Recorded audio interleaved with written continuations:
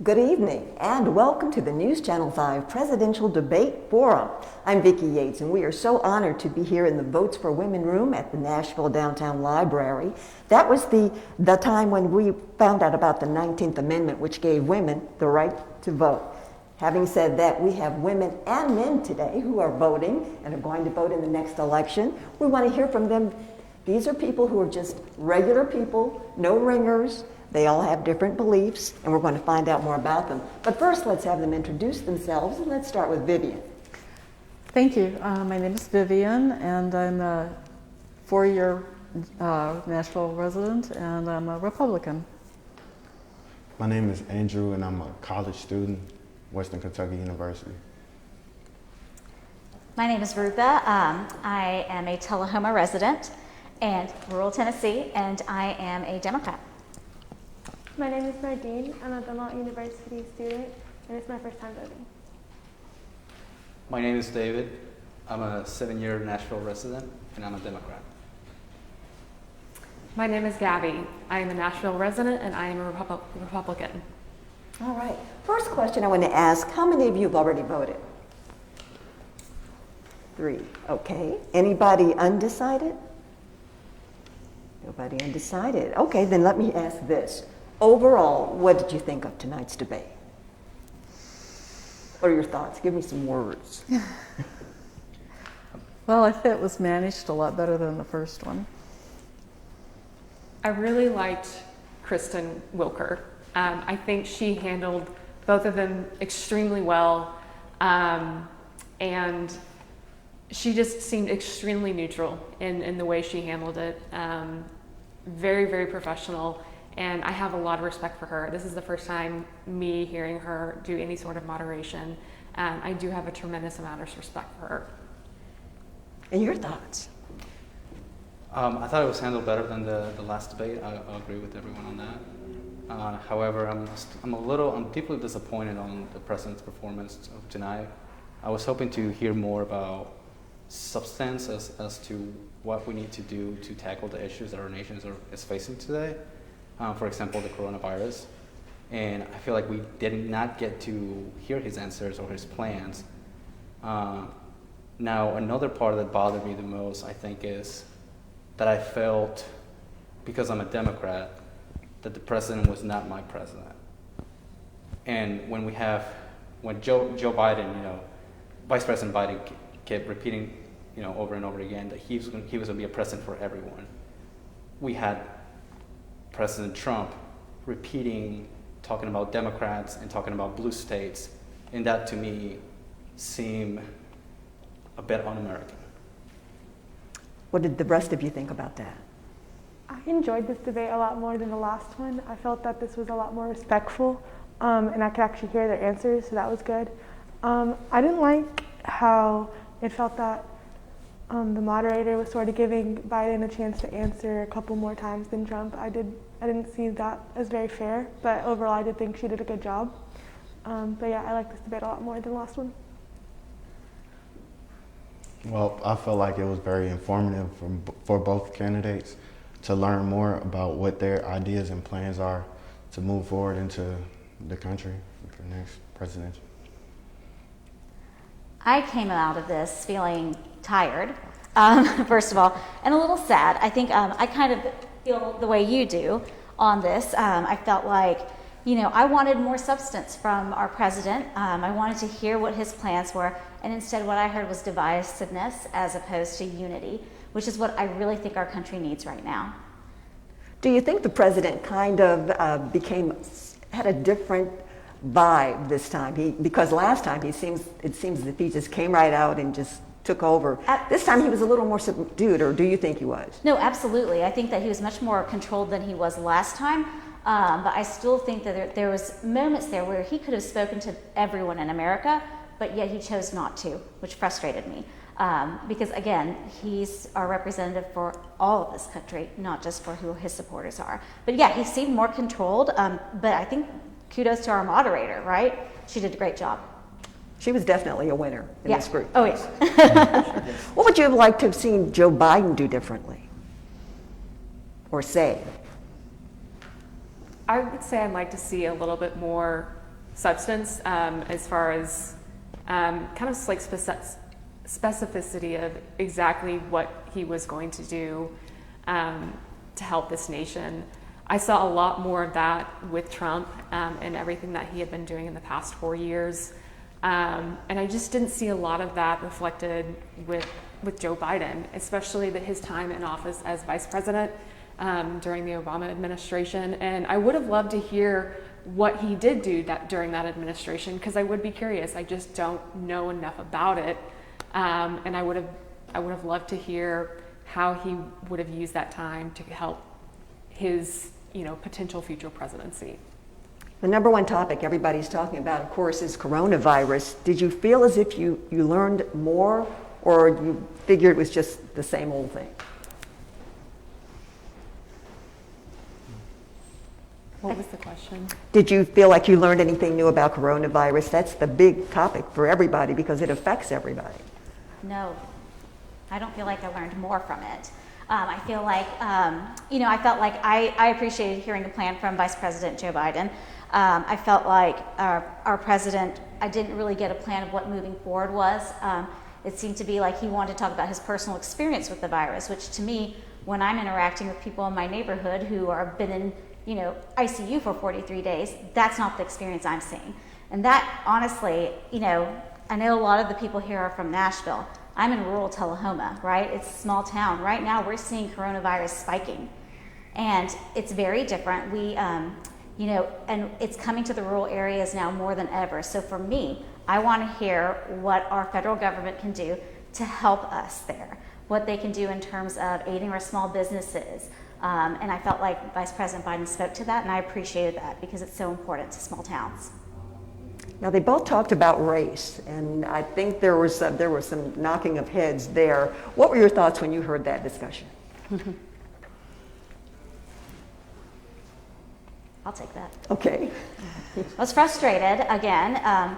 There was so many opportunities I felt like the moderator gave our president to speak to us, speak to me. I'm a brown woman. I'm an Indian American living in small town Tennessee, and I absolutely believe that racism exists. I hear the divisive rhetoric every day. I feel macroaggressions and microaggressions daily. And it was an opportunity for him to say, listen, I see what you're doing. She actually said, speak to these people. And I didn't feel that. I didn't feel him speaking to me. And I wanted to hear that. So I was frustrated. I came out of that very frustrated, to be honest. Yeah. David, what are your thoughts? This is the questions about race? Just like her, I felt disappointed. In the last debate, if everyone, I'm assuming everyone watched it, the one thing I took away from it was, besides being a shouting match and interruptions from President Trump, was that he did not denounce white nationalism. And he had the opportunity to do that tonight, and he didn't do it. So I'm, again, disappointed in that part. I would say in regards to that as well is that I'm glad that tonight the immigration was talked about. I'm an immigrant myself, and I'm proud of this being on the debate because I did not think it was going to be on there. And speaking of that, they went back and forth. You created the cages. You brought the kids. That was sort of like a tennis match, and nobody seemed to win. Is that your understanding of it, Vivian? I think that Vice President Biden used that unfairly. Clearly, his administration developed that and then tried to throw it onto President Trump. And I don't blame President Trump for feeling a little defensive about that. I also think President Trump's done a lot to clean up the immigration problems. And to that note, I have to hearken back to the vast number of years that Joe Biden has been in government, almost 50 years. And it's as big a mess when he left office as I've ever seen. And I grew up in New Mexico and Colorado and had a lot of interaction with legal and illegal immigrants. And I've always resented the fact that people were here illegally because I felt they weren't safe. They can't apply for a lot of the laws and protections that legal immigrants have. So I've always thought that needed to be more controlled. I'm glad to see that there's some improvement finally in that direction. Andrew, what are your thoughts? What was the question again? Oh, we were talking about the cages and they were basically blaming each other. What were your thoughts?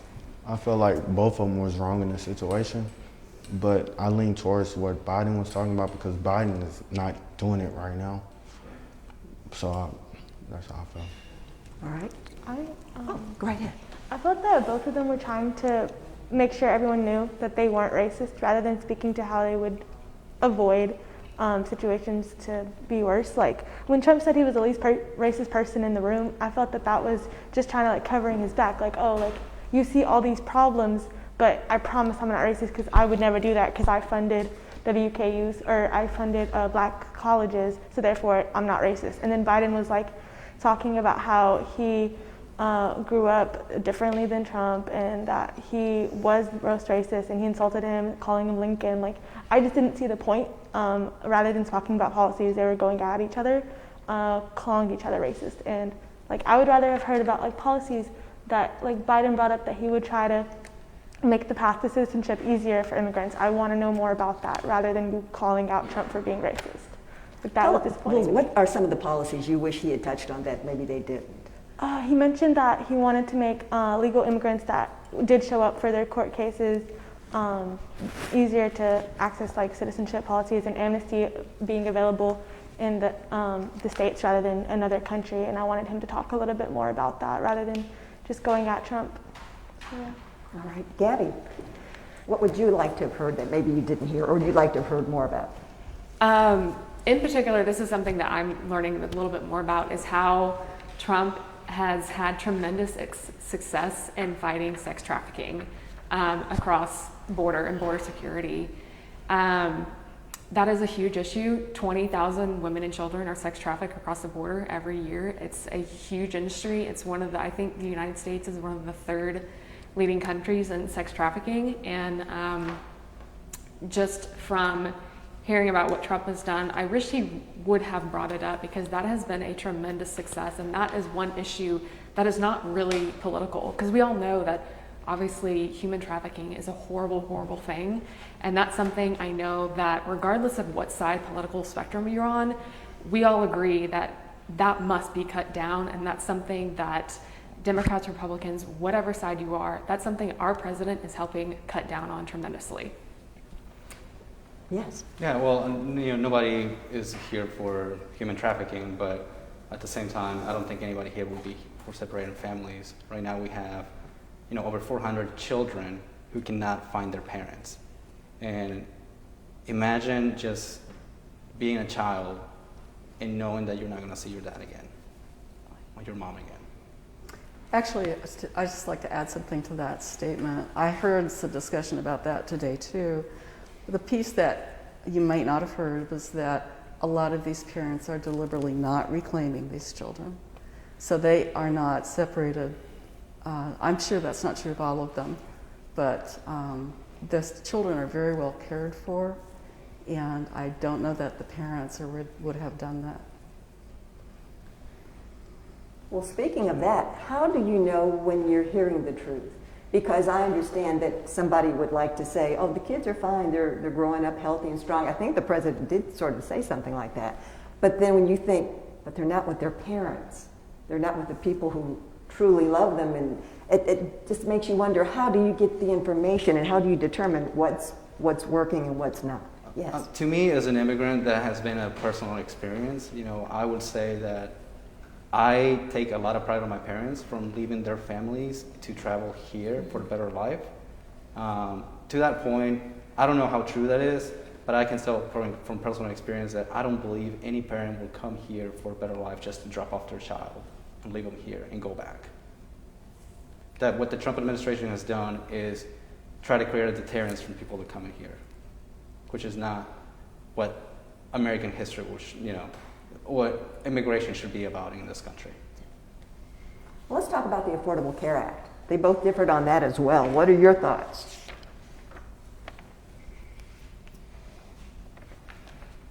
I think that President Trump, again, I know I'm a Democrat, but did not give us a plan of what he was doing. I didn't hear any substance from him. I heard some substance from Vice President Biden. And I feel like, President Trump has talked bad about the Affordable Care Act for years, and here we are, he's running for re-election, and I still have not seen a plan. Well, and I think that the Affordable Care Act is so important here in Tennessee. You see rural hospitals closing down all the time. I probably shouldn't say this, and I don't know, but I'm an elected official in my hometown. And I can tell you that so many of our people do not have insurance or are underinsured. For me, it is so important to see them be able to take care of their health, especially as we're talking about COVID. Right now, we're talking about people going into hospitals, not being able to afford their bills, and this is going to devastate their families. We did kind of touch on COVID a bit, but when you all have friends, you all have relatives, what's important to them about this election? What do they want to see accomplished? I think people want government to work again. They want us to, before we started this discussion, when we were all meeting each other, we were talking about hyper partisanship. And right now, I feel like our country is so divided that we need somebody who's going to unite us all. Absolutely. I would say the same thing, unification. At least that's what I'm seeing. I think everyone's just sick of the divisiveness. It's so, and it comes from both sides. I say that as a Democrat. And I hear it in every day, and I know social media is an echo chamber, but I hear it when I talk to people. I'm a Democrat. I talk to my neighbor who is a Tea Party Republican often, and she, I bounce my ideas off of her in the way I vote to make sure it's correct with her too. And what I hear from her is that we're tired of this. We're tired of the divisiveness. Why can't we all just get along? As seriously simple as that sounds, it's important, I think, for us to be able to respect each other. And I need to see that in our leadership. I was really frustrated with the question at the end with leadership, how Biden actually answered and he was like, I'm your president now, regardless of blue or red, like I am your president. Whereas Trump just kept going on about how like, if you didn't vote for me, then the economy is going to go to hell and this is the reason why you should vote for me. And it's like, at this point you already elected, so talk to everyone, talk to America, make sure that they know that they can respect you as their president if you get elected. And I didn't think he did that very well. Well, touching on that, do you think there are sometimes scare tactics that they use that if you vote for this person, this is what's going to happen, and vice versa? I mean, it goes on both sides. Do you feel that way? I definitely feel that way. I feel it from both sides. So most of the time, whenever I hear that, I just try to honestly stay off of the media, because the media has become very difficult to trust, in my opinion, in both sides, and it's become a lot of fear-mongering, and I think that can be very dangerous into people's minds because they act on how they perceive things. What was the question again? I'm not really sure what that says specifically, but basically, let me find out how you feel about, let me make sure I get this right. The divisiveness or the scare tactics? Divisiveness, yeah, I'm sorry, and I think yeah. it can be, fear is a very powerful emotion that can really just bring the worst out in people. And I think we have to be careful with how we shape narratives on both sides of the spectrum. And so I think there really needs to be a lot of accountability when it comes to politics, when it comes to social media, in how we are presenting stories, especially when it comes to fake news. And I just think journalism needs its integrity back because, in my opinion, it has truly lost a lot of its integrity in the mainstream media. Let me ask you this. We have two men who are over the age of 70, who one of them will be our president. Does that matter to you? Do you feel like they have their finger on the pulse of what's going on in America? I heard a laugh. I get that question a lot, but I think Vice President Biden does have more of a pulse than our president. That being said, I do, in looking at this, I would love to one day see younger people come in and run for office more. I mean, we saw that in the Democratic primary, which I thought was amazing, because we had a very large primary, and it was great to see those ideas come. I think that the more people you have involved in politics, the more diverse they are in age range and in ethnicity and in backgrounds, the more ideas you have come to the table, and that's important. So one day I would love to see a more diverse group out there. Now, they both have younger vice presidential candidates. Would you be happy, God forbid something happened to them, but if they had to take over, would you be secure in knowing they were going to do a good job? After the vice presidential debate, 100%. I personally didn't know, I mean, I knew enough about Mike Pence, but I feel like after watching the debate and seeing him hold very strong positions and really have a lot of substance to what he was saying, I would 100% feel safe and secure and very confident in his ability to lead this country. That's how I feel about Senator Harris.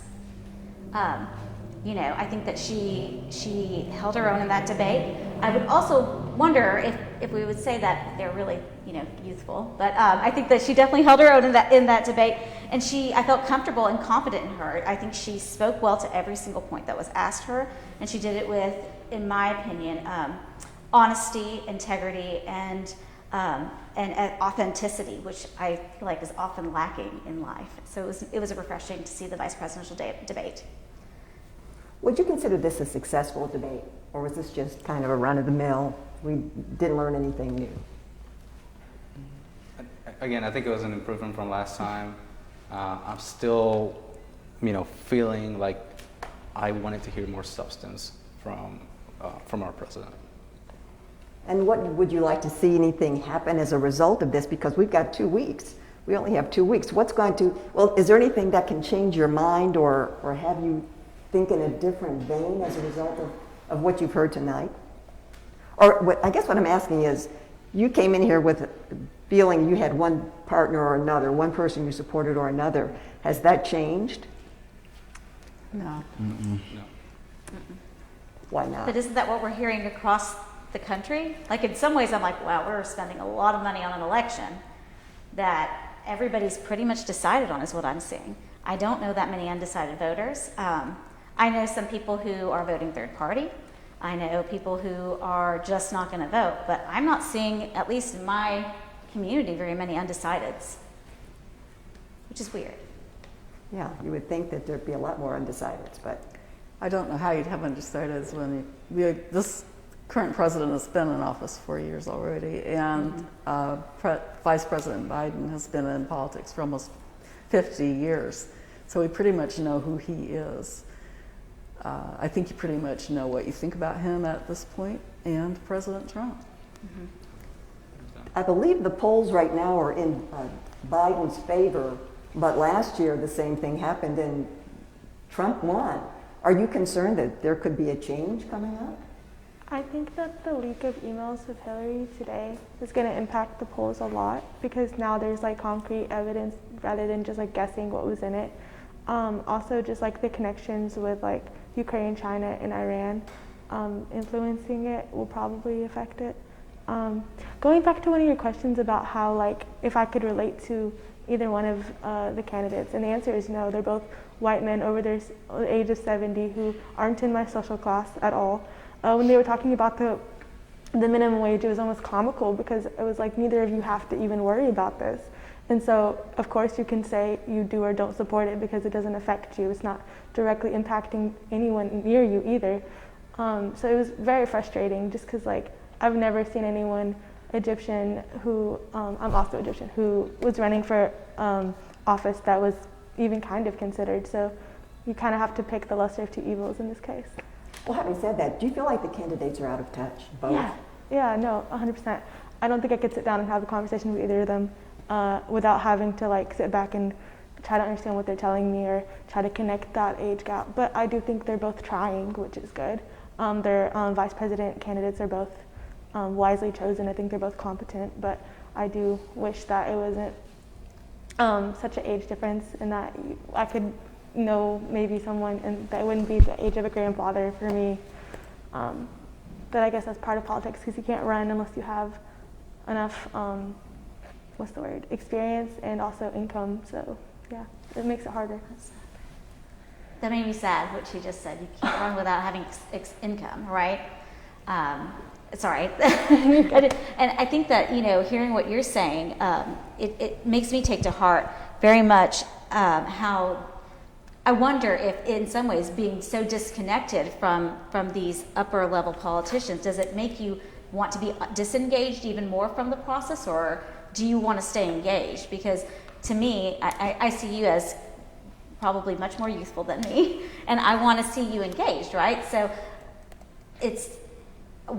do you feel more disengaged because seeing them up there, or? So for me personally, I am really interested in law because I want to be a lawyer one day. But I know a lot of my peers don't care about politics because they're not told that their voice actually matters. They're not being spoken to directly. They're not the people that Trump or Biden are trying to get heard from. So it's like, why would they take the time and effort to talk to the youth? And if they are, it's usually to say, oh, we hear you, we're connecting with you on social media, but it's not really like policies or anything to the effect of like actually speaking to us. So that's how I feel, but also I am motivated to change that, and so because I think my voice matters, I'm going to vote, and I'm going to try to encourage other people around me to vote, but that's just me personally. I don't think that speaks for the majority of the youth right now. Well, having said that, we've had the largest voter turnout ever, I think, and that's across the country, but specifically in Tennessee. Why do you think that is? Why are people like, I've got to get to the polls? I think it's for many reasons. I think people want change. I think people are, like many of the issues that were talked about tonight, they're not, they want to know like what's going to happen tomorrow with their economy. So I think what we've seen here in Nashville, it's unsurprising to me with how there's been lack of leadership from the top. Do you think the big turnout is better for one side than the other? Do you think they're coming out more for one person than the other? Or? I think we win as a democracy when people turn out to vote, regardless. I also will wonder, and it'll be interesting to see what the total voter turnout looks like, because I do think people are flocking to the polls now more so because they're trying to avoid long lines and interacting with people because of COVID. But regardless, I think, regardless of why they're voting and who they're voting for, we win as a democracy when everyone participates. How do you get people to come out? How do you say, you really need to be here, you really need to do this, when, as you said, a lot of people feel like, they're not talking to me. How do you convince them that you've got to make some moves if you want to see something happen? Knock on their door and talk to them. I feel like a lot of what has kind of been going on with the country and the divisiveness between the two parties has really been a wake-up call. This is the first year I've been actively involved in politics. Now, I have voted in every presidential election since I was 18, but this is the first time that I'm actually making my voice heard. And this year has been a major wake-up call to me.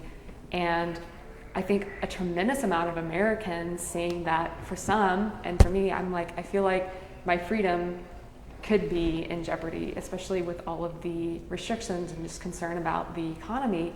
So people are starting to see the power of their vote. They're starting to see the power of who they choose in elected office and how that affects their everyday lives. And now they are wanting their voices to be heard. They're seeing the consequences if they don't vote or if they don't do enough research on their voting. So they're really taking a proactive stance of finding out who is best in line with their values, and they're taking action on that. Let me ask you this. President Trump was not your normal candidate in that he didn't have a political background, but he took the win last time. Why do you think people were so willing to back him when he was basically an unknown commodity? He's not a politician. He's not a politician. I think a lot of people, both sides, Democrat and Republican, for the last, 15 years, were tired of career politicians, and they wanted someone new. And I know that's a very new phrase. Both sides, Democrats and Republicans, say, I'm new, not a career politician. And he's a business guy. He knows basic economics, and I think this was just a big kind of breath of fresh air from 8 years of having Obama in office and seeing kind of where our country was going, and people just wanted a different direction, saying, okay, that's not working, let's try this. This guy is really going to be it. Do you still feel he's a breath of fresh air? I do. I feel comfortable and safe in our country, especially the state of the economy, because for me personally, the reason I love Donald Trump and am voting for him is because he is pro-American.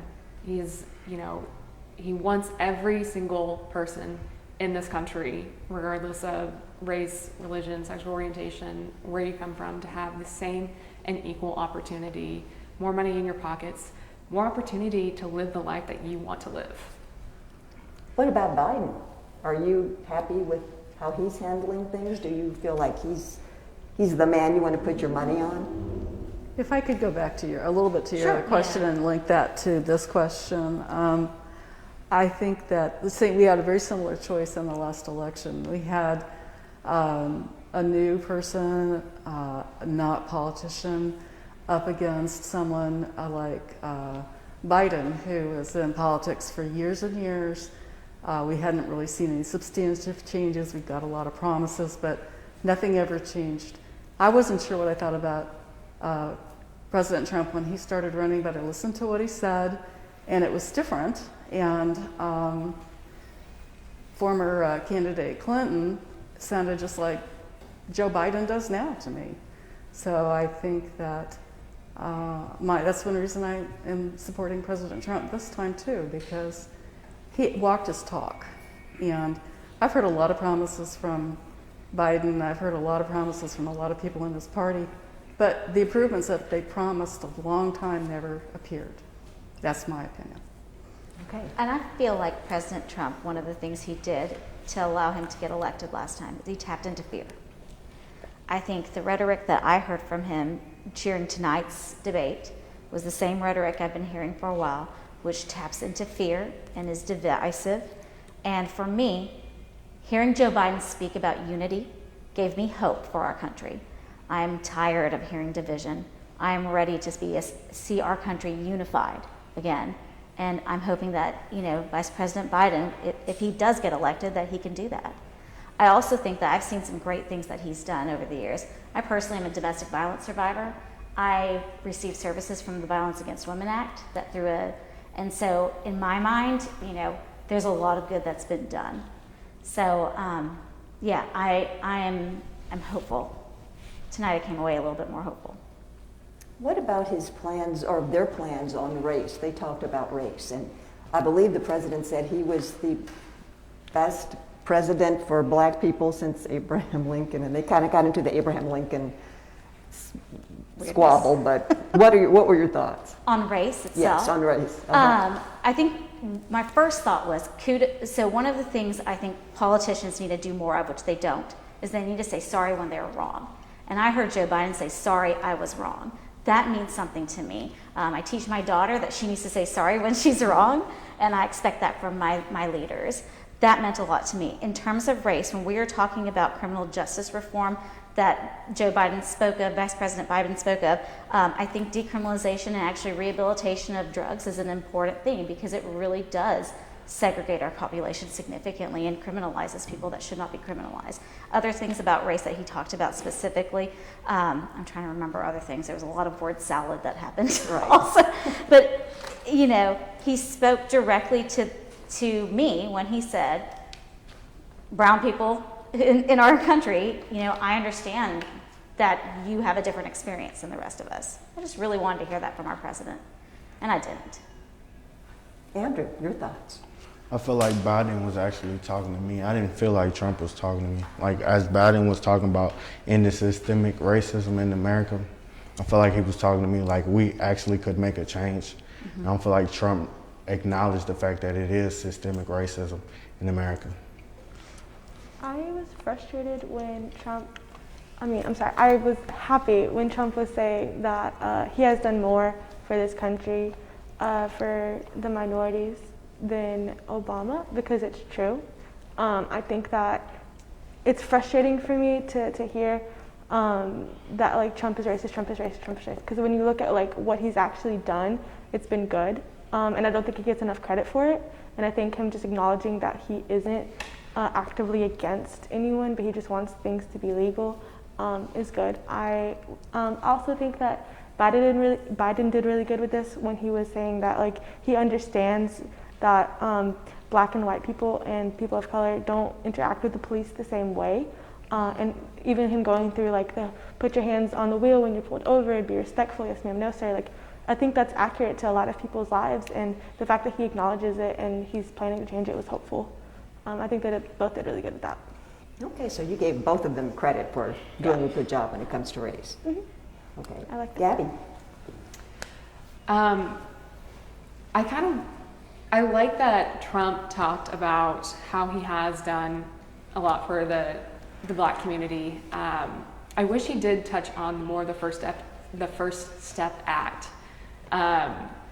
He didn't talk about it a lot, but you know, as we all know, actions speak louder than words, and that was huge. You know, there are people that are getting out of prison. He did talk about prison reform, and that's probably what it was. I think there's various terms for it, but I love that he did talk about prison reform and how that we're trying to give these prisoners an opportunity for a new life, to get them back on their feet. Because he is pro-America. He wants every single person, regardless of whether they have a criminal record or not, to get their lives back and start living their most abundant and prosperous life the way they want to and the way they dream, and everybody have the same equal opportunity. Okay, we're going to wind it up and going to ask each of you who you thought did best tonight. Let's start with Vivian. Who I thought did better. I'm a Trump supporter, so I thought President Trump did wonderfully. I feel like Biden did better. I feel like he spoke to me more, sympathized with me more. So yeah, Biden. Vice President Biden, for sure, talked about unity and bringing our country together and how he can make American families thrive. That was important to me. I don't know. I think they both did good. I think both of them had some weak points as well. I do think that Biden spoke to the unity of this country, and that's what's important. So I guess I would say Biden, but it was pretty close for me. I feel like Vice President Biden did his best. And to me, he spoke to everyone in this room. Now, in regards to President Trump, I didn't think he did. He spoke to everyone in this room. President Trump, I feel like he had a lot of facts and actions to back up his claims, and a lot of successes, and he just nailed every single one of them in his past 4 years. So I feel like he had so much substance to each and every question that he answered. All right. Well, I want to thank all of you for taking the time out to be with us tonight. It was great to get your feelings and to see how you felt about what was going on with both sides. And I don't think there were any losers. I think everybody could say they think their person won. So I guess we'll just have to wait for another 2 weeks to find out exactly if that's true. So thank you again for being here. And thank you for joining us. Now let's join News Channel 5 at 10.